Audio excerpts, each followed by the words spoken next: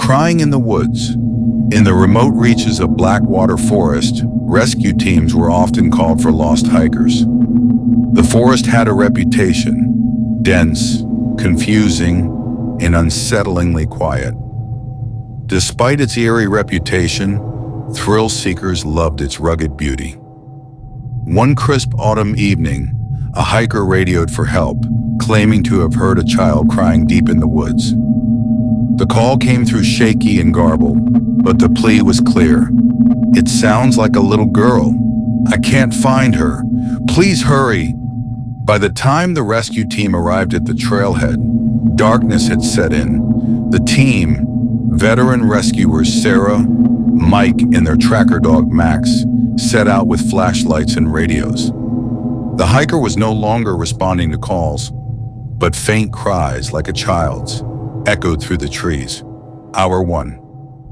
Max caught a scent and led them deeper into the woods, where they found a torn jacket snagged on a branch.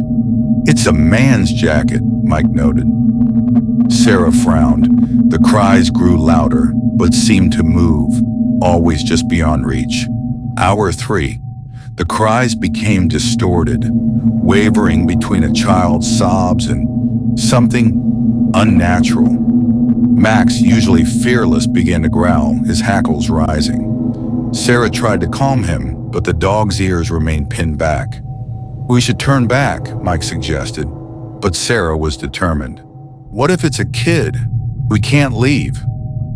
Hour 4. The team stumbled upon a clearing. In its center stood an old crumbling stone well. The crying had stopped. The air was heavy, the silence suffocating. Max whimpered, refusing to go near the well. Sarah peered inside. It was impossibly deep, the darkness swallowing her flashlight's beam. "There's nothing here," she said, her voice uneasy. Suddenly the radio crackled. A distorted voice, barely recognizable, came through. "Help me!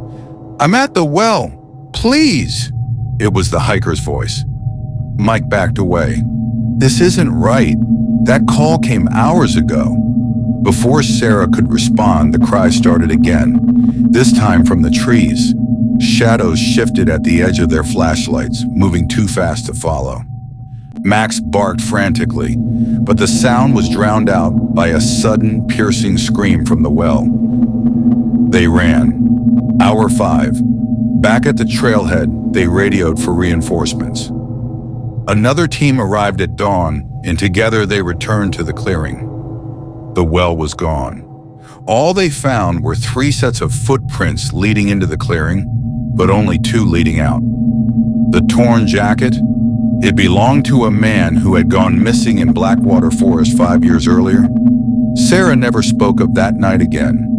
Mike quit the rescue team the next week. Max, once a loyal and dependable search dog, refused to enter the forest ever again. And the cries? Hikers still report hearing them to this day, always just beyond the trees.